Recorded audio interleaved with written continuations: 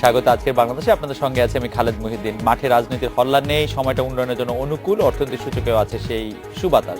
গণতান্ত্রিক পরিবেশ অবশ্য বরাবরের মতোই প্রশ্নবিদ্ধ। এসব নিয়ে আজকের আলোচনার সুযোগ সন্ধান। কথা বলতে স্টুডিওতে আছেন সিপিবির কেন্দ্রীয় নেতা রহিন হোসেন প্রিন্স, আছেন সুপ্রিম কোর্ট আইনজীবী ফাহিম নাসরিন মুন্নি এবং তথ্য ও যোগাযোগ প্রযুক্তি প্রতিমন্ত্রী জুনায়েদ আহমেদ পলক। স্বাগত আপনাদের।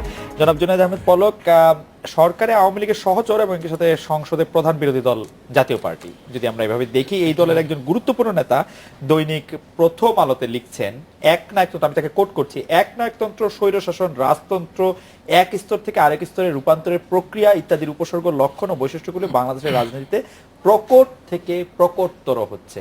আপনি এই বক্তব্যের পরিপ্রেক্ষিতে আপনার একটু মতামত শুনতে চাইছি। কে বলেছেন? এটা গোলাম মোহাম্মদ কাদের তিনি বলেছেন। অবশ্যই এটা তার ব্যক্তিগত মতামত। আমি মনে করি যে এটা যেহেতু ব্যক্তিগত একটা বিবৃতি, এটা তাদের দলীয় অবস্থান কিনা সেটাও আমি পরিষ্কার না, এবং বিস্তারিত যেহেতু এই খবরটা আমার পড়ার সুযোগ হয়নি, ফলে আমি এই ব্যাপারে সরাসরি মন্তব্য করতে চাই না। তবে সাধারণভাবে আমি বলতে চাই যে রাজনৈতিক বিবৃতি তো যে কোনো রাজনৈতিক নেতা দিতে পারেন, তবে এই মুহূর্তে কিন্তু সেই ধরনের কোনো অবস্থা বিরাজমান না। কারণ আপনি লক্ষ্য করে দেখেন, আজকেই বাংলাদেশ ছাত্রলীগ, আমাদের বাংলাদেশ আওয়ামী লীগের একটি সহযোগী সংগঠন, সেই সংগঠনেও কিন্তু গণতান্ত্রিকভাবে ভোটের মধ্য দিয়ে একটা সুষ্ঠু প্রক্রিয়ার মধ্যে নেতৃত্ব নির্বাচন হলো, এবং মাননীয় প্রধানমন্ত্রী সেই নেতৃত্বকে স্বাগত জানালেন। আজকে তারা সাইফুর রহমান সোহাগ এবং জাকির হোসেন সাধারণ সম্পাদক, তারা কিন্তু গণতান্ত্রিক প্রক্রিয়া আসলেন, এবং এই গণতান্ত্রিক প্রক্রিয়াকে রাজনৈতিক এবং সাংগঠনিকভাবে প্রাতিষ্ঠানিক রূপ দেওয়ার চেষ্টাও কিন্তু সাথে সাথে জননেত্রী শেখ হাসিনা করছেন। সেই ক্ষেত্রে আমরা যদি ধরি যে ধারাবাহিকভাবে আমরা দুইবার আমরা সরকার গঠনের সুযোগ পেয়েছি, এটি আমাদের সৌভাগ্য। আপনি যেই কথাটি দিয়ে শুরু করলেন যে রাজনৈতিক স্থিতিশীলতা, অর্থনৈতিক উন্নয়নের যে আবহ সৃষ্টি হয়েছে, সেটাকে আমরা এগিয়ে নিয়ে যেতে চাই। অবশ্যই রাজনৈতিক ব্যক্তিত্ব হিসেবে জনাব গোলাম কাদের একজন অভিজ্ঞ রাজনীতিবিদ এবং পরিচ্ছন্ন রাজনীতিবিদ। তার নিজের দলের মধ্যে কি অবস্থা সেই প্রতিক্রিয়া উনি জানিয়েছেন কিনা, কিংবা উনারা যখন সরকারে ছিলেন সেইটার মানে হয়তো কোনো তথ্য তাদের কাছে থাকতে পারে, কিন্তু এই মুহূর্তে বর্তমান সরকারের গণতান্ত্রিক প্রক্রিয়া ধারাবাহিকভাবে অব্যাহত রাখার প্রচেষ্টা আছে, সেইটার প্রতিনিয়ত আমরা সেটার উদাহরণ দেখতে পাচ্ছি। আপনি মনে করছেন যে গণতান্ত্রিকভাবে বাংলাদেশের কোনো সংকট নাই, গণতন্ত্রের কোনো সংকট নাই? উনি যেটি বলেছেন যে একনায়কতন্ত্র এবং স্বৈরশাসক মানে রাজতন্ত্র, এই বিষয়গুলো আমার মনে হয় যে এই মুহূর্তে বাংলাদেশ আওয়ামী লীগ সরকারের বিরুদ্ধে বলার কোনো সুযোগ নেই। আপনি শেখ হাসিনার ক্যাবিনেটের দিকে তাকান, আওয়ামী লীগের কেন্দ্রীয় কমিটির দিকে তাকান, এবং ছাত্র সংগঠন ছাত্রলীগ এবং আওয়ামী লীগের কাউন্সিল অধিবেশন এবং সাংগঠনিক যে প্রক্রিয়া, সেখানে যদি লক্ষ্য করেন, এখনো পর্যন্ত বাংলাদেশ তো বটেই, আমি বলবো সাউথ এশিয়া এবং বিশ্বের অনেক দেশের অনেক রাজনৈতিক দলের থেকে আমাদের আওয়ামী লীগ দল এবং আওয়ামী লীগ সরকারের গণতান্ত্রিক প্রক্রিয়া অনেক বেশি উন্নত। আমি অ্যাডভোকেট ফাহিম নাসরিন মুন্নির কাছে জানতে চাইবো যে আপনি বক্তব্যের সাথে একমত কিনা, আপনিও একইভাবে ভাবছেন কিনা। কিন্তু আমার মূল প্রশ্ন আপনার কাছে যে বিএনপি কখনো ত্রয়োদশ সংশোধনী তত্ত্বাবধায়ক সরকারের কাছে ফিরে যেতে চাইছে, কখনো বলছে যে একটি নির্দলীয় নিরপেক্ষ তত্ত্বাবধায়ক সরকার তার করতে হবে, কিন্তু সেই তত্ত্বাবধায়ক সরকারটি বা নিরপেক্ষ সরকারটি আসলে কি রকম হবে তার একটি রূপরেখা বিএনপি আসলে আমাদেরকে দিচ্ছে না। আমরা শুধু জানি যে নির্বাচন করতে হলে, নির্বাচন সুষ্ঠু করতে হলে যিনি সরকারে আছেন তাকে সরকার থেকে চলে যেতে হবে, অন্য কেউ এসে সরকার পরিচালনা করবে, বিএনপির তরফ থেকে একটু জানি, কিন্তু অন্য কেউটা কিভাবে আসবে, কোন রকম ভাবে আসবে, সেটি আমরা বিএনপি থেকে জানি না। আপনি কিছু জানেন কিনা? আপনাকে ধন্যবাদ। গোলাম কাদের সাহেব আমি মনে করি যথার্থই বলেছেন, একনায়কতন্ত্র, স্বৈরতন্ত্র, এর বাইরে তো অন্য কিছু আমরা দেখছি না। কারণ যখন সরকারের মন্ত্রী যারা এখন এই মুহূর্তে ক্ষমতায় আছেন আওয়ামী লীগের, ওনারাই বলছেন যে আগে উন্নয়ন পরে গণতন্ত্র, কিংবা খুব ক্ষুদ্র পরিমাণে গণতন্ত্র, এই কথা আমরা শুনে আসছি। কাজে এখানে আর আপনি যেভাবে দেখছেন যে এই সারা বাংলাদেশের মানুষই গুমের রাজনীতি চলছে, খুন নির্যাতন, একটা বিরোধী দলে, তথাকথিত বিরোধী দলের নামে। একটা সেকেন্ড, আমাদের একজন মন্ত্রী এখানেও আছেন, পলক ভাই, আপনারা সত্যি মনে করেন কিনা যে আগে উন্নয়ন পরে গণতন্ত্র, এটি কি আপনাদের স্লোগান? না, আমরা এটা মনে করি না। কেউ কখনো আমাদের সরকারের, আমার জানা মতে এমন বক্তব্য সাংগঠনিকভাবে বা সরকারের পক্ষ থেকে কেউ দিয়েছে বলে আমার জানা নেই যে আগে গণতন্ত্র, আগে উন্নয়ন। আমরা বলেছি যে লিমিটেড গণতন্ত্র আমরা সবার জন্য নিশ্চিত করতে চাই, গণতান্ত্রিক পরিবেশটাও আমরা চাই এবং সব জায়গায় মানে কোনটা আগে পরে আপনারা বলেন নাই?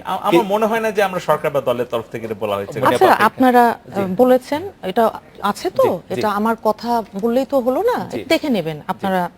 যেটা আমি বলছি ভেরিফিকেশনের সুযোগ রয়ে গেছে, কারণ না আপনাদের আমি বলেছি যে সিটিং মন্ত্রী উনি বলেছেন যে এখন গণতন্ত্র বাংলাদেশে সীমিত আকারে কাজ করছে, আগে উন্নয়ন উন্নয়ন ভীষণ রকমের উন্নয়ন করেছে ওনারা। উন্নয়নটা কি রকম, যেমন আমি বলি গত 5 বছরে আমরা দেখলাম যে নিরাপত্তা বাহিনীর গুলিতে হ্যাঁ হাজারের উপরে মানুষ বাংলাদেশের নিরীহ জনসাধারণ আছে। এখন বিরোধী দলের ওই তথাকথিত বিরোধী দলের জাতীয় পার্টি বসা আছে, এটা তো সবাই জানে যে কিভাবে তারা আতাত করে এসছে উইদাউট এনি ইলেকশন, কোনো সেই রকম নির্বাচন হয়নি। আর বিএনপির কথা আপনারা যেটা বলছেন, বিএনপি আপা এখানে আপনাকে আমি একটু প্রশ্ন করতে পারি, আপনি গত 5 বছরে হাজার খানেক বা হাজারের চেয়ে বেশি যেটাকে আমরা বলি হচ্ছে বিচার বহির্ভূত হত্যা ঘটেছে বলে যে আপনি বলছেন, এটার একটা স্ট্যাটিস্টিক্স আছে, আমি সেটা দেখাবো। আচ্ছা ঠিক আছে আপা, আপনি এটা দেখান, পাশাপাশি আপনি এটাও দেখাবেন যে মানে ধরা যাক 2001 থেকে 2006 পর্যন্ত কতজন বিচার বহির্ভূত ভাবে মারা গেছে, 2006 থেকে এটা কি আপনি তুলনামূলক স্টাডি করেছেন মানে এই সময় সবচেয়ে বেশি কিনা? আপনাকে একটা কথা বলি, সেটা হচ্ছে যে আমাদের সময়ে যখন র্যাব গঠন করা হয়েছিল এর একটা বিশেষ উদ্দেশ্য ছিল। তখন র্যাবকে আজকে যে জায়গায় র্যাবের ইমেজ সংকটে র্যাব ভুগছে, আপনি নারায়ণগঞ্জের 7 খুনের সেই মামলাটাই রিসেন্ট যেই চাঞ্চল্যকর মামলা, যেখানে আওয়ামী লীগের ওই নূর হোসেন থেকে শুরু করে মোফাজ্জল হোসেন চৌধুরী, মায়া সাহেবের জামাই কর্নেল সাইদ সহ অনেকেই যেখানে সম্পৃক্ত, সবাই দেখেছেন। এই জায়গায় কোনোদিনও র্যাবকে নেয়ার কথা ওই সময় আমরা স্বপ্নেও দেখিনি। আপনি দেখবেন তখন যাই সন্ত্রাসী যারা ওই ধরনের 2-1 এক্সট্রা জুডিশিয়াল কিলিং এর মধ্যে পড়ে গেছিল, তারা কেউ কিন্তু ওইটা দল মত নির্বিশেষে কিন্তু হয়েছিল। আচ্ছা, এটা বলতে পারবেন না। আমরা একটু কাছে আসবো আপা, আপনি যদি বিএনপির এটা বলেন, আমরা একটু স্ট্যান্ডটা বলবো যে বিএনপির স্ট্যান্ডটা যে বিএনপির কিভাবে এরকম একটি নিরপেক্ষ সরকার গঠিত হতে পারে। না ঠিক আছে, তার আগে ওই যে ছাত্রলীগের মন্ত্রী সাহেব বললেন ছাত্রলীগের একটা নির্বাচন হয়ে গেছে, ভালো কথা। ওনাদের আরেকজন মন্ত্রী, যোগাযোগ মন্ত্রী ওবায়দুল কাদের সাহেব, উনি আবার বলেছেন ছাত্রলীগের চরিত্র বদলানোর জন্য, কারণ এর মধ্যে রিসেন্টলি মাগুরায় যে ঘটনাটা ঘটেছে অসম্ভব নির্মম একটা ঘটনা, যে একজন গর্ভবতী মহিলা যার পেটের শিশু ওই ছাত্রলীগের একজন কর্মীর গুলিতে আহত হয়ে একজন তো মারাই গেছে, আর মা এবং মেয়ে কি অবস্থায় আছে। আমাদের বিএনপির মাননীয় চেয়ারপারসন দেশনেত্রী বেগম খালেদা জিয়া আপনারা দেখেছেন, উনি বলেছেন যে তত্ত্বাবধায়ক সরকারই নয়, একটি নিরপেক্ষ সরকারের অধীনে সুষ্ঠু, অবাধ এবং বিশ্বাসযোগ্য নির্বাচন করবার কথা। এখন নিরপেক্ষ সরকারের রূপরেখাটা কি হবে সেটা নিয়ে অবশ্যই আমাদের দলে যারা সিনিয়র নেতৃবৃন্দ আছেন ওনারা কাজ করছেন, কথা বলবেন, সময় সুযোগ মতন প্রেসের সামনে আসবেন, এটা নিয়ে তো কাজ হচ্ছে, কারণ ইলেকশন তো হতেই হবে, মধ্যবর্তী ইলেকশন। কিন্তু আপা আমরা যেটা জানতে চাইছিলাম যে নিরপেক্ষ সরকারের কথা আমরা আসলে মোটের উপর শুনে আসছি 2012 সাল থেকে আর কি, বিএনপি বলছে যে একজন নিরপেক্ষ সরকারের অধীনে নির্বাচন, কিন্তু সেই সরকারটি আসলে কেমন হবে সেই সম্পর্কে আমরা এখনো ধারণা পাচ্ছি না। আপনারা মনে করছেন যে এটি নিয়ে কাজ হচ্ছে, ভবিষ্যতে এটি জানা নিশ্চয়ই, এটা তো এর মধ্যেই, যেহেতু আপনি দেখবেন যে গত জুন মাস থেকেই সরকারের সেক্ষেত্রে আপা একজন আইনজীবী হিসেবে আপনি এটি মাথায় রাখছেন যে আমরা সর্বোচ্চ আদালত আমাদেরকে বলে দিয়েছে যে নির্বাচিত প্রতিনিধি ছাড়া কেউ রাষ্ট্র শাসন করতে পারবে না, সেটি মাথায় রেখেই কি বলছেন যে মানে আমরা তারপরে কিভাবে নিরপেক্ষ? এখন হয় কি, একটা যেই জিনিসটা সেটেলড একটা জিনিস ছিল 91 সনের পর থেকে হয়ে আসছিল না, তত্ত্বাবধায়ক সরকারের অধীনে ওই রকম একটা জিনিস তখন এস্টাবলিশড, হঠাৎ করে 2006 সালে এসে এটা প্রথম হোঁচট খায়। হ্যাঁ, কারণ ইয়াজুদ্দিন আহমেদ সাহেবকে তত্ত্বাবধায়ক যাই হোক সেটা না, আমি সেটাই যাচ্ছি না, আমি বলছি মানে এস্টাবলিশ বলছেন, এস্টাবলিশড, হ্যাঁ, মানে একটা রুল, মানে একটা নিয়ম, একটা ট্র্যাডিশনের মতন, যে সেই নিয়মটি 2006 সালে তো পালিত হয়নি। এখন নিয়মের মধ্যে এখন এই সরকারের আমলে ইলেকশনও তো হয়নি, 14 জানুয়ারি নির্বাচনও তো হয়নি, সেটাও তো নিয়মের মধ্যে পড়েনি। একজন মানুষ, একজন জনসাধারণ কেউ তো ভোট দিতে পারেনি, আমি আপনি কই, আমরা তো ভোট দিতে পারিনি।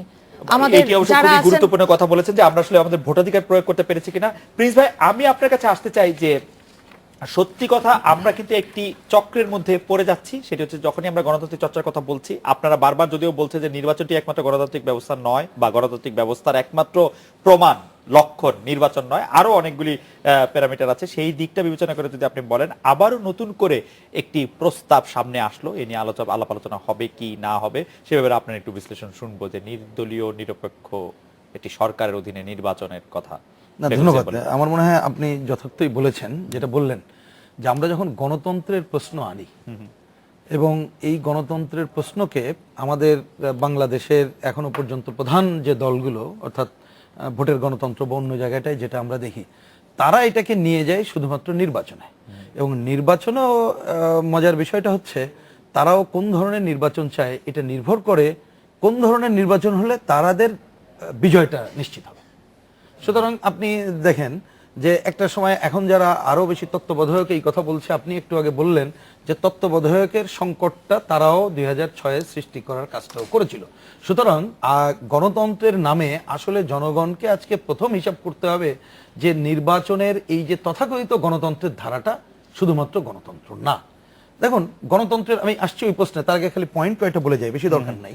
যে একটা আমরা বলি যে মানুষের জন্য, আচ্ছা আসি, আপনি শুরু করলেন, এখানে আমাদের মন্ত্রী সাহেব বললেন, কথা তো যথার্থই, কারণ বাংলাদেশে যে অর্থনৈতিক একটা, আমাদের জনগণের স্বার্থে সাধারণ জনগণ তো অর্থনৈতিক একটা পরিবেশ পরিস্থিতি তারা তৈরি করেছে। কিন্তু আমি যদি কোশ্চেন করি, অর্থনৈতিক গণতন্ত্রের কোশ্চেনটা কি আমরা সামনে আনছি? অর্থাৎ যে পরিমাণ আয় বাড়ছে, সমাজের বৈষম্য দূরীকরণ করার জন্য কি সেই জায়গাটা আমাদের পদক্ষেপ আছে? আমাদের বেশি দূরে যাওয়ার দরকার নেই। এত সংবিধানের কথা বলি, সংবিধান কাটাছেড়ার পরও সংবিধানের যে দিক নির্দেশনা আছে সেটা হলেও কিন্তু আমরা অর্থনৈতিক গণতন্ত্রের কিছুটা কাজ করতে পারতাম। তাহলে আমাকে আজকে দেখেন এই টার্মটাও সামনে আনতে হবে যে অর্থনৈতিক গণতন্ত্র করছে। আমাদের বিভিন্ন প্রতিষ্ঠান আছে, যে প্রতিষ্ঠানগুলো ধ্বংস হয়ে যাচ্ছে, তার গণতন্ত্রায়নের অবস্থাটা কি, সেই বিষয়গুলো আমাকে কিন্তু অবশ্যই আনতে হবে। সেই জায়গাগুলোকে যদি আমি না আনি, তাহলে শুধুমাত্র নির্বাচনী গণতন্ত্রের প্রশ্নটা আসলে একটা ভুল জায়গায় যাব। এবার যে হোক আসি, আমি ওই আলোচনাটা আর দীর্ঘ না করে এবার যদি আসি নির্বাচনের যে কোশ্চেনটা আসছে, পরিষ্কার কথা, আমরা যদি বলি যে আমাদের পুরো নির্বাচনী ব্যবস্থার সংস্কার না করলে এইখানে কোনো জনগণের অংশগ্রহণ, মিন্স তো আমরা গণতন্ত্র তো বলি যে প্রতিটি মানুষ যাতে করে সে ভোটে নির্বাচনে দাঁড়াতেও পারে, আবার ভোট অধিকার প্রয়োগও করতে পারে। যেমন আগে একটা স্লোগান ছিল, আমার ভোট আমি দেব, যাকে খুশি তাকে দেব। এখন এটাকে জনগণের উন্নয়নের ধারা এরকম চলে এসছে, আমার ভোট আমি দেব, জেনে বুঝে ঠিক মানুষকে ভোট দেবো। তাহলে মানুষকে তো উন্নততর জায়গায় আপনি সেইখানে আনবেন। তাহলে সেই পরিবেশ সৃষ্টি করতে গেলে বাংলাদেশের নির্বাচনে, খুব ছোট্ট করে বললে আমি দুইটা দিক তুলে ধরি। একটা হচ্ছে, দেখুন আমরা এখন যে পার্লামেন্টারি সিস্টেমে যে ভোটটা করি, এই ভোটে আমাদের এমপি সাহেবদের প্রধান দায়িত্ব সাংবিধানিকভাবে হচ্ছে তাদের আমাদের আইন প্রণয়ন করা, রাষ্ট্রযন্ত্রের রক্ষণাবেক্ষণ করা, প্রধান কাজ কিন্তু সেইটা। কিন্তু আমাদের যেহেতু অন্যান্য প্রতিষ্ঠান, জেলা পরিষদ, উপজেলা পরিষদ, ইউনিয়ন পরিষদ, এইখানে আমাদের সংবিধান অনুযায়ী স্থানীয় সরকার পরিষদকে শক্তিশালী হওয়ার কথা ছিল, ওইটা না হতে আমাদের এমপি সাহেবরা কিন্তু ওইখানকার উপরে অনেকগুলো কাজ করছে। তাহলে আপনার আগে যদি খালি আপনি বলেন এটা তো হবে না, ওই পরিষদগুলোকে আপনি গণতন্ত্রায়ন করতে গেলে ওর স্থানীয় সরকার পরিষদ শক্তিশালী করা এবং এই জায়গায় করতে হবে। আচ্ছা, আমরা এই পার্লামেন্টারি গণতন্ত্র করতে যে আমরা দেখলাম আমাদের নির্বাচন ব্যবস্থা 4 শত্রুর হাতে দীর্ঘদিন ধরে বন্দী হয়ে আছে। সেই টাকার খেলা, পেশি শক্তি, সাম্প্রদায়িক প্রচার প্রচারণা এবং হচ্ছে প্রশাসনিক কারসাজি। তাহলে এইটাকে আপনার পুরোপুরি যদি আমি না ভেঙে ফেলতে পারি, তাহলে কিন্তু আপনি নির্বাচনী গণতন্ত্র আনতে পারলেন না। সেই জায়গায় আমরা বলছি, আজকে বাংলাদেশের অনেকেই এই আলোচনাটা এখন তুলে আনছেন, আমরা অনেকদিন ধরে বলছি, বিদেশের অভিজ্ঞতা বলে যে আমরা এখানে সংখ্যানুপাতিক ভোটের জায়গাটা আমরা ইন্ডোর্স করতে পারতাম কিনা।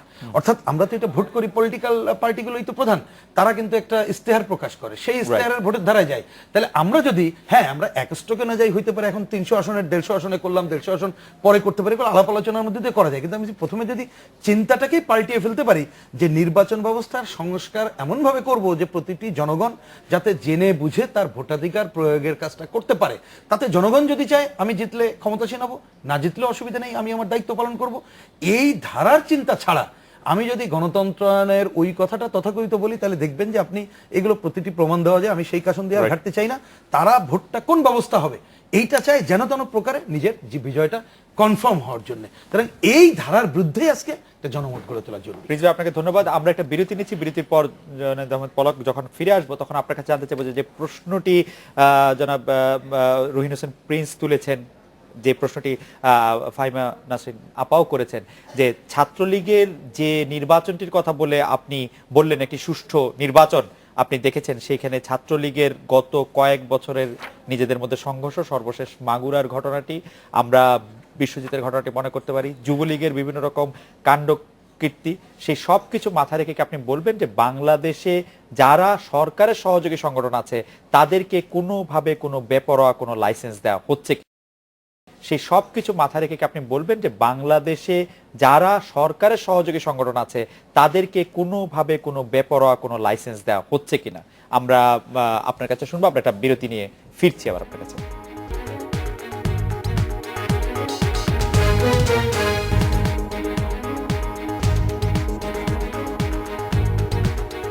ফিরে এলাম আজকে বাংলাদেশে। জনাব জুনায়েদ আহমেদ পলক, আওয়ামী লীগ, ছাত্রলীগ, আওয়ামী লীগের সহযোগী সংগঠন ছাত্রলীগ, যুবলীগ এবং অন্যান্য যে বিষয়গুলি নিয়ে প্রশ্ন আছে, মাগুরায় সর্বশেষ, তারপরে আমি জাহাঙ্গীরনগর, ঢাকা, রাজশাহী, চট্টগ্রাম বিশ্ববিদ্যালয়ের কোনো জায়গায় বিপরীত মতাবলম্বী কেউ ঢুকতেই পারছে না। আপনি যদি একটু বলেন বিষয়গুলি। জি, আমি প্রথমে একটা বিষয় বলতে চাই যে আসলে যতটুকু ভালো ততটুকুর অবশ্যই প্রশংসার দাবি রাখে। তো আর যতটুকু খারাপ সেটুকু সমালোচনা সহ্য করা বা সমালোচনা নেওয়ার মতো মানসিকতা আমাদের আছে, কারণ আমরা ভালো করতে চাই। আপনি লক্ষ্য করে দেখেন যে আওয়ামী লীগ এবং ছাত্রলীগ এবং যুবলীগ এবং আমাদের সহযোগী সংগঠন যেগুলো আছে, প্রত্যেকটা সংগঠনে কিন্তু নিয়মিত কাউন্সিল হয়, আমাদের একটা সাংগঠনিক প্রক্রিয়ার মধ্যে আমরা রাজনৈতিক ধারাবাহিকতা রক্ষা করি। দ্বিতীয় কথা হচ্ছে, সত্যি কথা কি এটা পলক ভাই? কারণ হচ্ছে যে ছাত্রলীগের এই 2 বছর পরে হলো। হ্যাঁ, সেটাই আমি বলছি যে এখানেও কিন্তু বলা হয়েছে 2 বছর কেন দেরি হলো। সেই কারণটাও আপনারা জানেন যে এর মধ্যে প্রায় 1 বছর আমাদের অনিশ্চয়তার মধ্যে কাটাতে হয়েছে, সন্ত্রাস, সহিংসতা, বোমা, পেট্রোল। আপা যে কথা বললেন, বিএনপির রাজনৈতিক দলের একজন প্রতিনিধি হিসেবে তার কাছে অন্তত এইটুকু আমি নৈতিকভাবে জিজ্ঞেস করতে চাই, উনি যে বললেন মানুষ হত্যাকাণ্ডের কথা, আমি 2001 থেকে 6 কথা বাদই দিলাম, বিরোধী দলের থেকে মানুষকে এত হত্যা করার ইতিহাস বাংলাদেশে তো নাই। অন্যান্য রাজনৈতিক দলের বা অন্যান্য দেশে আছে কিনা সেটাও আমার সন্দেহ আছে। বিরোধী দলে থেকে নিরীহ মানুষকে যেভাবে, এই তো 350 মানুষকে, নিরীহ মানুষকে পুড়িয়ে হত্যা করলো এই জানুয়ারি থেকে ফেব্রুয়ারি মার্চ পর্যন্ত। এই কারণে দেরি হয়েছে, হ্যাঁ এটা ঠিক, সঠিক সময়ে হয়তো হতো, কিন্তু রাজনৈতিক এবং এই সন্ত্রাসের কারণে ছাত্রলীগ কাউন্সিল দেরি হয়েছে। এখন দ্বিতীয় কথায় আসি, আমাদের আওয়ামী লীগ মাদার অর্গানাইজেশন আমাদের সহযোগী সংগঠনকে কিভাবে আওয়ামী লীগ শাসন করে, এটা হচ্ছে বড় বিষয়। আপনার সন্তানদের মধ্যে কেউ যদি কোনো খারাপ কাজ করে, বিষয়টা হচ্ছে অভিভাবক তাকে শাসন করে কিনা, তাকে সংশোধন করে কিনা, সংশোধন না হলে তাকে শাসন করে কিনা, শাসনেও না মানলে তাকে শাস্তি দেয় কিনা। আমি উত্তর দিতে চাই এইভাবে, আপনি যদি 71-এর পরবর্তী সময় দেখেন, আওয়ামী লীগের, আমি ঠিক সংখ্যা আমি বলতে পারবো না, হয়তো প্রিন্স ভাই বলতে পারবেন, 6 কি 10 জন এমপিকে বঙ্গবন্ধু বহিষ্কার করেছিলেন। আপনি লক্ষ্য করে দেখেন 74 সালে যেইটা আমাদের অনেক সময় আমাদের শুনতে হয় যে একটা হত্যাকাণ্ড হয়েছিল ঢাকা ইউনিভার্সিটিতে, সেখানে কিন্তু ছাত্রলীগের সেই সময়ের একজন কেন্দ্রীয় কমিটির সভাপতি অথবা সাধারণ সম্পাদক শফিউল আলম প্রধানকে অ্যারেস্ট করে তাকে কিন্তু সেই হত্যাকাণ্ডের মামলায় বিচারাধীন ছিল, কিন্তু জিয়াউর রহমান এসে তাকে সহ এই ধরনের সন্ত্রাসী যারা আছে তাদেরকে শেল্টার দিলেন। আমি শুধু 1 মিনিটে বলতে চাই, উদাহরণটা দিতে চাই, একদিকে সাদা একদিকে কালো, একদিকে ন্যায় একদিকে অন্যায়, একদিকে ভোগ আর একদিকে ত্যাগ। এই বিষয়গুলো যদি আমরা একই পাল্লায় হিসাব করি তাহলে পরে কিন্তু এটা অবিচার হবে। আমি বলছি না যে আওয়ামী লীগ, ছাত্রলীগ, যুবলীগের আমরা প্রত্যেকেই একেবারে ভালো, প্রত্যেকেই সংগঠন এবং আমরা দেশের জন্য বা নিয়মতান্ত্রিকভাবে চলছি, কিন্তু আমার কথা হচ্ছে বিশ্বজিতের প্রসঙ্গ আপনি তুলেছেন, আপনি বলেন তো বাংলাদেশে আর কোন রাজনৈতিক সংগঠন যারা রাষ্ট্রীয় ক্ষমতায় ছিল কিংবা প্রধান প্রধান রাজনৈতিক দল যারা আছে, যারা 20 বছর বা 30 বছরের রাজনীতি করছে, এরকম কয়টা ইতিহাস আছে যে নিজের দলের যারাই হোক কিংবা দলে অনুপ্রবেশকারী হোক, যখনই অপরাধ এসছে, কোনো অপরাধের সাথেই আমাদের মাদার অর্গানাইজেশন আওয়ামী লীগ বা আওয়ামী লীগ সরকার আপোষ করে নাই, কোনো অন্যায়কে প্রশ্রয় দেওয়া হয় না। সেই ব্যাপারে আমি সেটাই বলছি, সেই ব্যাপারে আপনারা সাধুবাদ পাবেন, সে কথা ঠিক, কিন্তু বিশ্বজিতের ঘটনাটি তো ঘটাই উচিত ছিল না, মাগুরায় অবশ্যই উচিত ছিল না। কিন্তু আমি বলছি আপনাকে, আমি বলছি যে আমরা কোন মেসেজ দিচ্ছি।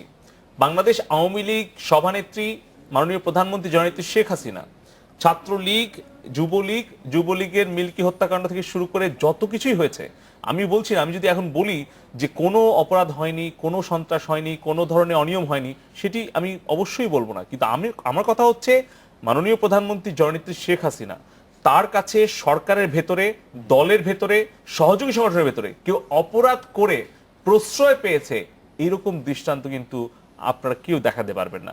আমাদের সবচেয়ে বড় শক্তি একটাই, যে সৎ থাকবে, যে সংগঠন দেশের জন্য কাজ করবে, অবশ্যই আওয়ামী লীগ জননেত্রী শেখ হাসিনা তাকে পুরস্কৃত করবেন, তাকে উৎসাহিত করবেন।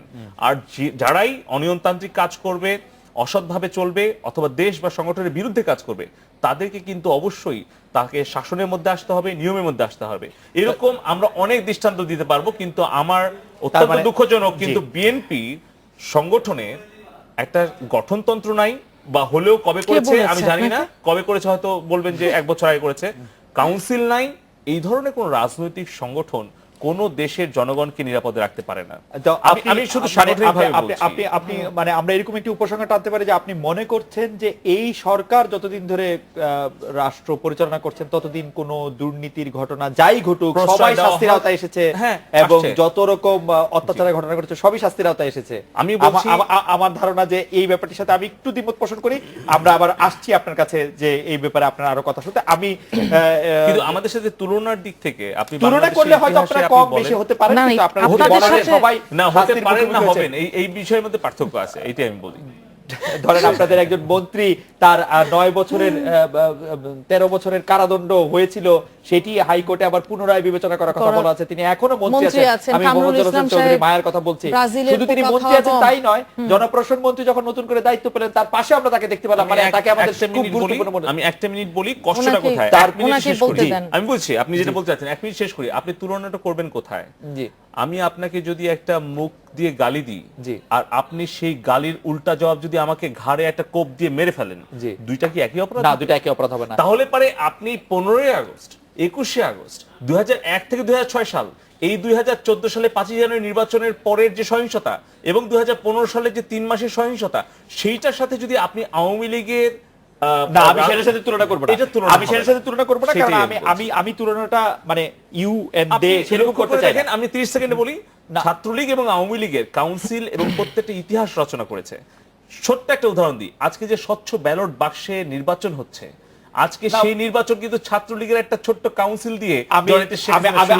আমি নির্বাচন নিয়ে কিছু বলতে চাইছিলাম না, কারণ যিনি ছাত্রলীগের সভাপতি হয়েছে, যিনি ছাত্রলীগের সাধারণ সম্পাদক হয়েছেন, তারা আমাদের ছোট ভাই। কিন্তু বিষয়টি হচ্ছে সেই নির্বাচনটি কতটা নির্বাচন হয়েছে তার জন্য আমি আপনাকে প্রশ্ন করতে চাই। নির্বাচনের ফলাফল ঘোষণা হয়েছে, নির্বাচনে ভোট হয়েছে গতকাল, নির্বাচনে যে তারা নির্বাচিত হবেন সেটি পত্রপত্রিকায় লেখা হয়েছে আরো 3 দিন আগে। সেটা তো আমি বলি, এইটা মানে আপনি বলতে চান সেটা কাকতাল? 2895 জন ভোট দিয়েছেন, 2690 করে ভোট পেয়েছেন এক একজন। আপনি বলতে চান এটা কাকতাল? তারা তো কোনো পোস্টে ছিলেন না, তারা কিভাবে এই ভোট পাবেন? আপনারা কি স্বচ্ছ ব্যালট খেয়াল করেছে? তো আমি জানি না, আমি বলি বাংলাদেশে জানি না যে এটা কিভাবে হয়েছে। আমি পলক ভাই, আমি আপনার কাছে আবার আসবো, কারণ আমার কাছে মনে হচ্ছে যে পত্রপত্রিকা আজকে বলছে যে সিন্ডিকেট মনোনীত ছাত্রলীগের নেতৃত্বে।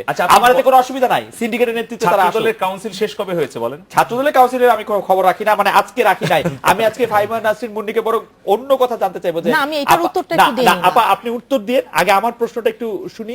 যে সেটা হচ্ছে আমাদের একজন দর্শক জানতে চাইছেন যে, এবং পলক ভাইও কিছুটা কথাটা তুললেন, সেটা হচ্ছে যে জানুয়ারি 5, 2015 থেকে মার্চ মাসের প্রায় শেষ অবধি আপনারা যে আন্দোলনের কর্মসূচি ছিলেন এবং বলছিলেন যে আপনারা আন্দোলনের সফল না হওয়া পর্যন্ত সেই কর্মসূচি থেকে ফিরবেন না, সেই কর্মসূচি আপনারা চালু রেখেছেন কিনা অথবা নিজেদের সফল মনে করছেন কিনা? ভালোই, আপনি বেশ একটা ভালো প্রশ্নই করেছেন। তার আগে উনি অনেকগুলো কথা বলেছেন, হ্যাঁ, এটা মিলিয়ে আমি ছোট করে বলে দিই। যুবলীগ, ছাত্রলীগ, ওনারা খুব ওই অ্যাকাউন্টেবিলিটি আছে, জবাবদিহিতামূলক বলার চেষ্টা করছেন উনি।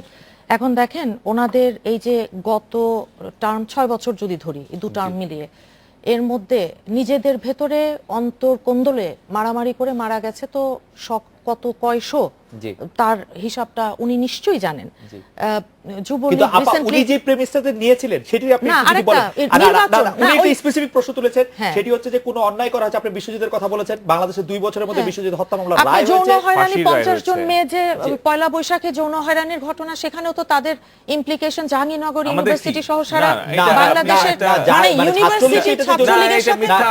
শুনেন, সেখানে যে চোখে দেখা একজন কিছু ছিল। চোখে না কোথাও কোনো ছাত্রলীগের কেউ ছিল চোখে না। দেখা না, যে আপনি ছিল। যেটা না, সত্যি আপা, না, শুনেন, সেটা আপা, বলুন। আটজনের যে ওই যে ফেসবুক, আপনি তো তথ্য প্রযুক্তি মন্ত্রী তাই না? না, আপা। ফেসবুকে আপনি নিশ্চয়ই দেখেছেন 14 এপ্রিল না, পয়লা আপা, এই যে, বৈশাখ, তারপর ওইখানে থেকে যে ছাত্র এই যে ইউনিয়নের যে গোল লিটন গোল গোল নন্দী করে ছিলেন, ঠিকই বলেন। ফেসবুকে এ- এই যে এইভাবে বুঝে আপা। এই যে দেখেন এরকম রাউন্ড করে প্রত্যেককে না, আইডেন্টিফাই এদেরকেও করে ছাত্রলীগ করে না, আপা। গোল গোল গোল আপা, গোল এদেরকেও করে ছাত্রলীগ করে না। ছবি দিয়ে এদেরকেও দিল না, এদেরকেও সোশ্যাল ছাত্রলীগ করে মিডিয়া। না। এদেরকেও ছাত্রলীগ করে আমরা না। আচ্ছা আমরা তো দেখলাম জি। ফেসবুকে, জি। তো তারপরে আপনি কি একা দেখা দেখেননি, গেল কোটি কোটি যে মানুষও দেখলেন। আমি যেটা নিশ্চয়ই সত্য না সেটা আপনারা বলবেন তো কেন? ফেসবুক না, আপা, এবং এই টুইটার ব্যাপারে আমার আইজি সাহেবের সাথে কথা আপনারা হয়েছে। বন্ধ করে আপা, দিয়েছেন। আপা, আমি একটু বলি। আপনারা তো কিসের ভয় পান? আপা, আমি একটু ওনারা? বলি, আমাদের একটা বিরতি নিতে হচ্ছে। এই Technology। বিষয়টি নিয়ে আপনি কথা বলবেন এখানে।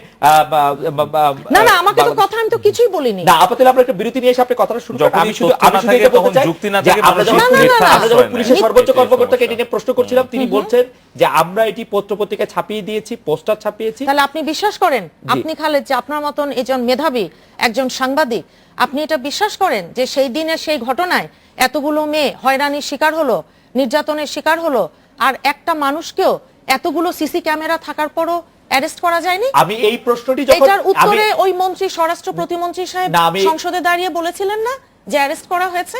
নাম বলতে পারবেন কার? আপনিও তো মন্ত্রী, কাকে অ্যারেস্ট আমার করেছেন মনে নাম হয় যে বলতে খুবই পারবেন? আমার মনে হয় যে খুবই ইন্টারেস্টিং একটি প্রশ্ন অ্যাডভোকেট ফাইমান হাসিন মুন্নি করেছেন। আমরা একটা বিরতি নিয়ে ফিরছি আবার আপনাদের কাছে যে এই বিষয়গুলি জানতে। তবে আমার কাছে যা মনে হয় যে আমরা যখন পুলিশ প্রধানকে এই প্রশ্নটি করেছিলাম যে আপনারা কেন এখনো ধরতে পারেন নাই, কেন এখনো ধরতে সিসি ক্যামেরা কেন এখনো ধরতে কতগুলো পারেননি, মানুষ ছিল? আমরা একটা বিরতি নিয়ে ফিরছি আবার আপনাদের কাছে। এখনো ধরতে কতগুলো পারেননি, মানুষ ছিল? আমরা একটা বিরতি নিয়ে ফিরছি আবার আপনাদের কাছে।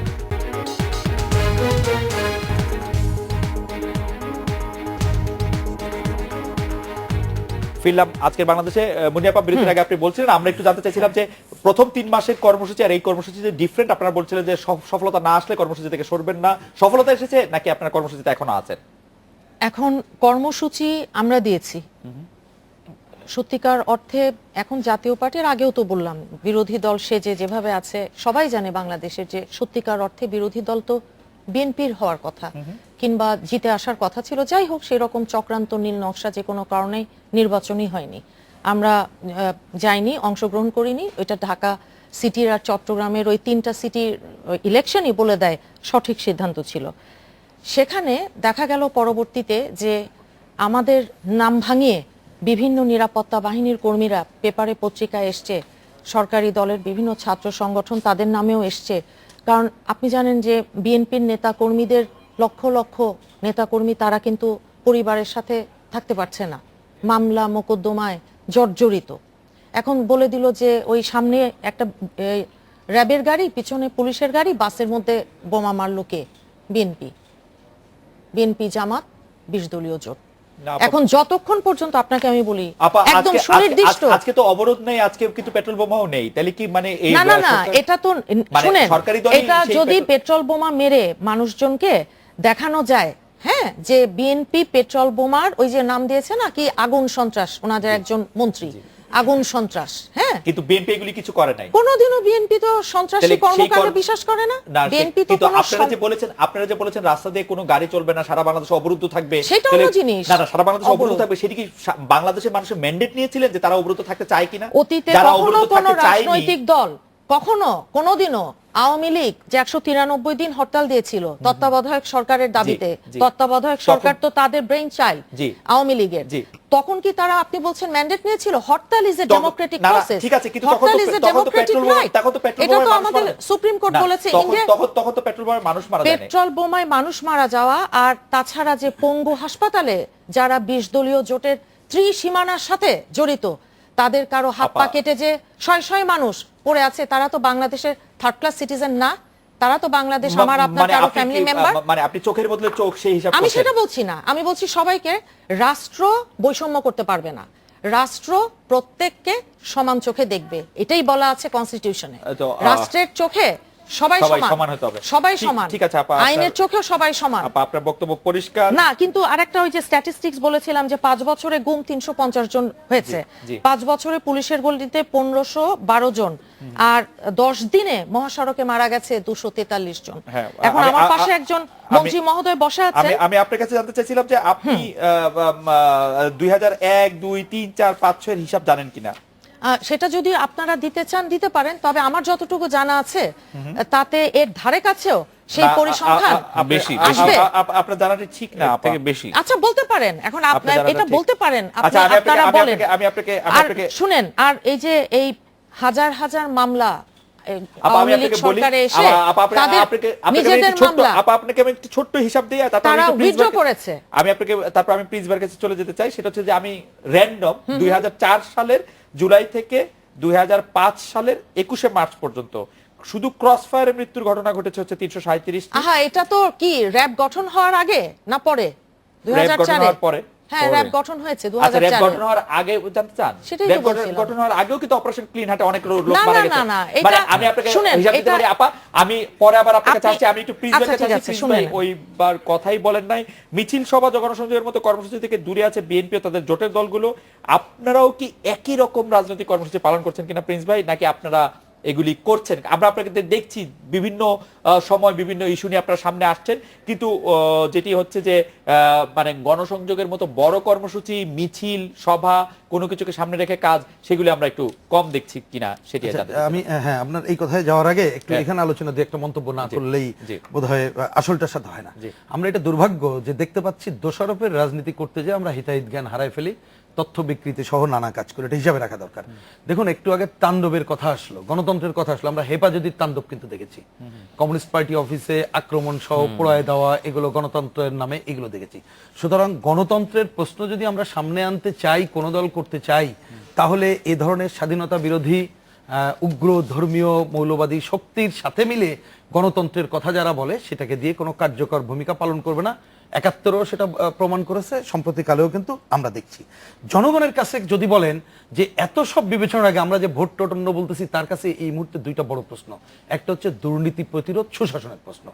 দুর্নীতি প্রতিরোধের বড় বড় জায়গায় কিন্তু আমরা অনেক সময় হিসাব করি না। আপনি বলেছেন ব্যাখ্যায় যাচ্ছে না, সেই হলমার্ক বলেন, বিসমিল্লাহ গ্রুপ বলেন, আমাদের এই যে ব্যাংকে বলেন, শেয়ার বাজার বলেন, বহু জায়গায় হয়েছে। আজকে কাবি টাকা বিভিন্ন জায়গায় যে দুর্নীতির জাল বিস্তার হয়ে আছে, এগুলো কিন্তু উচ্ছেদের জায়গাগুলো আমরা দেখতে পাচ্ছি না। এটা দেখি পয়লা বৈশাখের ঘটনা, আমি একটা মন্তব্য খালি দুঃখের সাথে করতে চাই। দেখুন, আমি সাংবাদিক বন্ধুদের প্রতি শ্রদ্ধা জানিয়ে বলি যে তারা যেভাবে খুঁজে বের করলো, চেহারা দেখালো, আমার জানা মতে বাংলাদেশে এমন লোক কি পাওয়া গেল না তার পাশে ওই রকম সম চেহারার একটা লোক দেখা গেল। আমি খালি দোষারোপ তো ওই জায়গায় করতে চাই না। আমরা যদি এইটা, তাহলে আজকে আমরা কোথায় নেমে গেছি।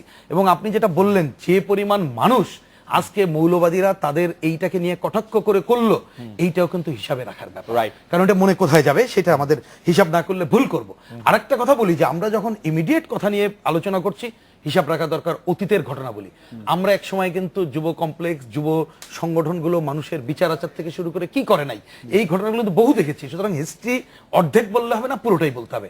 পরে আপনি যেটা আমাদের কাছে বললেন, হ্যাঁ আমি মনে করি যে এটা একটা গুরুত্বপূর্ণ জায়গা আমাদের বিবেচনায়। আমরা যেটা দেখবেন যে আমরা এই মুহূর্তে যে দায়িত্ব পালন করতে চাই, আগেও বলেছি, এখন মনে করি একটা হচ্ছে আমাদের জাতীয় কতগুলো দায়িত্ব আছে।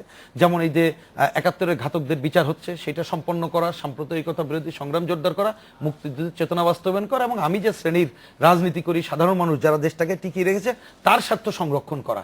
এই স্বার্থ সংরক্ষণের কাজ কিন্তু আমাদের পার্টি, কমিউনিস্ট পার্টি এবং বামরা করে চলেছে। এমনকি আপনি আজকে দুঃখের সাথে এটা নিশ্চয়ই জানেন, আপনার টেলিভিশনে দেখিয়েছেন, আমার জানা মতে ঈদ কিন্তু এবার আমরা শ্রমিকদের সাথে করতে বাধ্য হয়েছি রাস্তায় দাঁড়িয়ে। 1300 শ্রমিকের সাথে তারা বেতন পায়নি। অর্থাৎ আমাদের কাজেরটা এটা, কৃষকের জন্য আমরা সংগ্রাম চলছে, ক্ষেত মজুরের চলছে, এটা চলছে। আরেকটা বলি আপনাদেরকে, আমরা নির্বাচন, এই যে ঈদের পরে এখন আমরা বসছি, আমরা কতগুলো যে কথাগুলো বললাম, নির্বাচন ব্যবস্থার সংস্কার, গণতন্ত্রের প্রশ্ন শুধুমাত্র তথাকথিত ওই ধাঁচে না, আমি একটু আগে যেটা ব্যাখ্যা দিয়েছি, আমাদের দুর্নীতি প্রতিরোধ, সুশাসন প্রতিষ্ঠা সহ এই যে সাধারণ মানুষের যে দাবিগুলো, এইটা নিয়ে, এই যে দুর্নীতি উচ্ছেদ সহ এই সামগ্রিক পয়েন্ট নিয়ে আমরা অচিরেই সাংবাদিক সম্মেলন করে আরো বড় কর্মসূচি যাচ্ছি। আমাদের নিয়মিত কিন্তু কর্মসূচিগুলো চলমান, এগুলো চলছে। এবং আমাদের যে এইটা চলমানের একটা মূল লক্ষ্য হচ্ছে, আমরা দ্বিদলীয় ধারার রাজনীতির যে আদর্শহীনতাটাই আজকে শুধু ক্ষমতাশ্রয়ী করে তুলেছে, তার বাইরে বিকল্প শক্তি গড়ে আমরা তুলতে পারিনি, কিন্তু ওই সংগ্রাম অব্যাহত রাখার কাজটা আমরা করে চলছি এবং চলবো আর কি। আমরা একটা বিরতি নিচ্ছি। জনাব পলক, আমাদের একজন দর্শক আমিনা, উনি বলছেন, উনাকে আমি পড়ছি, পলক ভাইয়া তো নাটোরের মন্ত্রী, আমিও নাটোরের, আবার এবার পলক ভাইয়া নিজেই বলুক তাদের দল ক্ষমতায় আছে কিন্তু কি উন্নয়ন করেছে নাটোরের, উত্তরটা প্লিজ দিবেন। আমার কাছে কয়েকটি র্যান্ডম নিউজ পেপার আছে যেগুলি হেডিংগুলি শুধু আপনাকে পড়তে বলতে চাই। দৈনিক মানবকণ্ঠ বলছে পরীক্ষিতরা অপদস্থ হচ্ছেন, ক্ষমতা রাজনীতি তৈরি হচ্ছে এমপি বলয়, হঠাৎ সরকারি দলে খুনোখুনি, ছাত্রলীগ বনাম ছাত্রলীগ 6 বছরে নিহত 39। তারপরে হচ্ছে সম্মেলন শেষে ছাত্রলীগ বনাম ছাত্রলীগ হামলা ও ভাঙচুর। আমরা আসলে এই তালিকা বড় থেকে বড়ই হতে পারে। আমরা কি মনে করি যে গণমাধ্যম ইচ্ছে করে এগুলি করছে বা নাকি এগুলি অতিরঞ্জিত? আপনি কি বলবেন? আপনি একটা বিরতি নিয়ে আপনার কাছে ফিরছি আবার জানার জন্য যাবেন।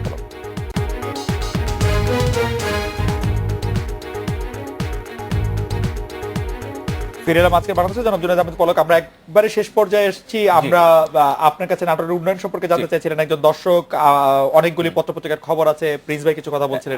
আমি সংক্ষেপে শুধু বলি, কারণ যেহেতু আমি নাটোরের আমার জন্মস্থান, অবশ্যই আমার এই দায়িত্ব আছে তাকে প্রশ্ন উত্তর দেওয়া।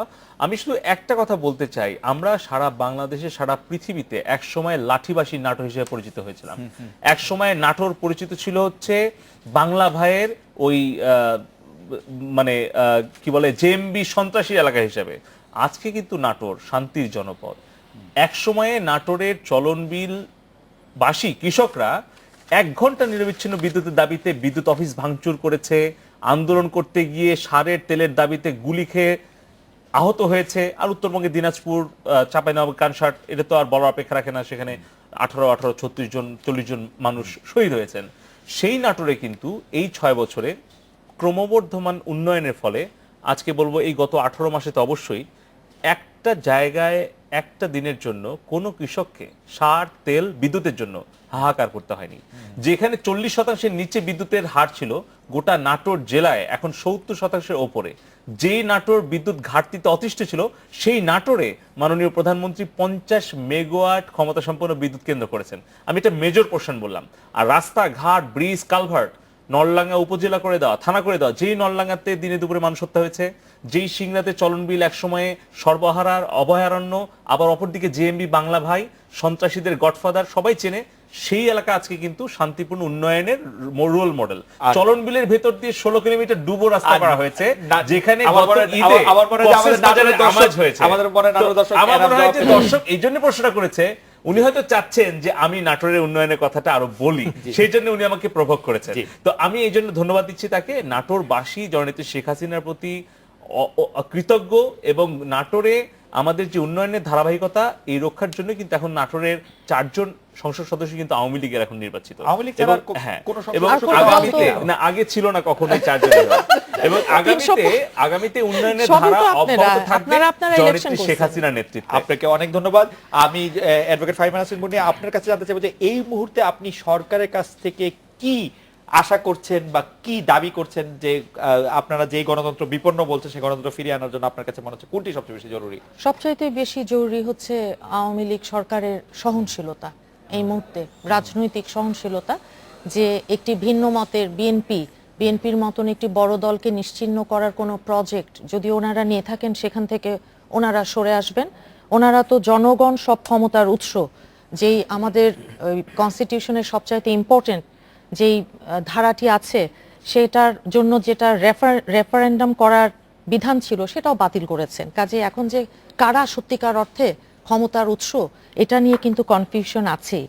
দেখেন, উনি একটা কথা বলেছেন মন্ত্রী সাহেব, সন্ত্রাসের কারণে ছাত্রলীগের কাউন্সিল দেরি হয়েছে।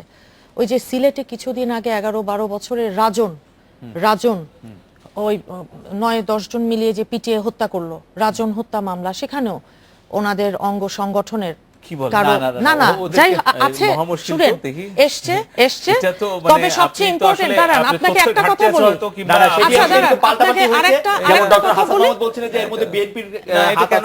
না আমি হাসান মাহমুদের কথাটা আমি বলছিলাম এখন, যে ওই হাসান মাহমুদ সাহেব বললেন যে এটা বেগম জিয়া, শুনেন একজন পুলিশও তো এই ঘটনার সাথে জড়িত কাউকে গ্রেফতার করেনি। শুনেন আমি আপনাকে বলি, একজন পুলিশও মানুষ যখন যুক্তিতে পারে না তখন মিথ্যার আশ্রয় গ্রহণ করে। আপনি যদি সেটা ভাবতে পারেন, আমি আপনাকে দেখিয়ে দেব, এটা আছে, যেখানে আছে নিউজে আপনি দেখবেন। না আমার কথাটা শেষ হয় নাই। আমি যেটা বলছিলাম যে হাসান মাহমুদ সাহেব বললেন এটাতে আমাদের বিএনপির দেশনেত্রী আমাদের বেগম জিয়া উনি নাকি জড়িত। তো এটা নিয়ে মানুষের মানে একটা হাস্যরসের সৃষ্টি হয়েছে। আওয়ামী লীগের কেউ কেউ কখনো এই ধরনের যে মন্তব্য করছেন, এটা অত্যন্ত অত্যন্ত দুঃখজনক। যেই মন্ত্রীদের বিরুদ্ধে দেখেন, মোফাজ্জল হোসেন চৌধুরী মায়া, এক মিনিট, কামরুল ইসলাম সাহেব এখনো বহাল তবিয়তে কিন্তু মন্ত্রী আছে। নীতি নৈতিকতার কথা আমরা বলছি, গণমাধ্যমের ভূমিকা, অনেক রকম রুলস, অনেক রকম নিয়ম কানুন, বহু কিছু আরোপ করার কিংবা নিয়ন্ত্রণ করবার যেই বিষয়, নতুন আইন যেগুলো হচ্ছে, এমনকি মাননীয় প্রধানমন্ত্রীও দেখলাম কিছুদিন আগে বলেছেন যে গণমাধ্যমকেও এমন একটা ভূমিকায় কাজ করতে হবে, কথা বলতে হবে যেন উন্নয়ন ব্যাহত না হয়। এখন উন্নয়ন বলবেন, আর যেটা সত্যিকার অর্থে সত্যিকারের চিত্র বাংলাদেশের, আপনি সেটাও তো বলবেন। আপা আপনাকে, এটাই গণমাধ্যমের কাজ। আমি প্রিন্স ভাই আপনার কাছে একদম আমি উপসংহারে জানতে চাইবো যে আপনি যে 5 বা 4 বড় বাধার কথা বললেন গণতান্ত্রিক উপায় নির্বাচনের জন্য, সেই বাধা দূর হওয়ার কোনো আশু লক্ষণ আপনি দেখেন কিনা? না, আমি মনে করি যে জনগণ সচেতন হচ্ছে, কিন্তু আমাদের এই জনগণের চিন্তা চেতনায় সচেতন হলেও কিন্তু তারা এখনো রুখে দাঁড়াচ্ছে না। হয়তোবা আমি ইমিডিয়েট দেখছি না, কিন্তু আমার মনে হয় যে কোনো সময় বাঙালির ইতিহাসটা এরকম, যদি আমরা যে কথাটা আপনি আমাদেরকেই কোশ্চেন করলেন, আমরাই বাম প্রগতিশীলরা যেটা ভাবছি, আমরা যদি জনগণের কাছে আরো যেতে পারি, তাদের প্রতি জাগিয়ে তুলতে পারি, তাহলে বোধহয় যে ওই জায়গাটাকে আমরা অর্জন করতে পারবো, এটাই। আর আমি একটা মন্তব্য না করে পারছি না, আমরা যখন এই আলোচনা করছি আমাদের সামনে কিন্তু একটা আমি বলবো যে এই যে যুদ্ধাপরাধীদের বিচার, সাকা চৌধুরীর রায়টায়, এই ধরনের অনেকগুলো ঘটনা আছে। সুতরাং বাঙালি জাতি সবচেয়ে আমরা ঐক্যবদ্ধ হয়েছিলাম মুক্তিযুদ্ধের প্রশ্নে, ঘাতকদের বিচারের প্রশ্নে ঐক্যবদ্ধ থাকা দরকার।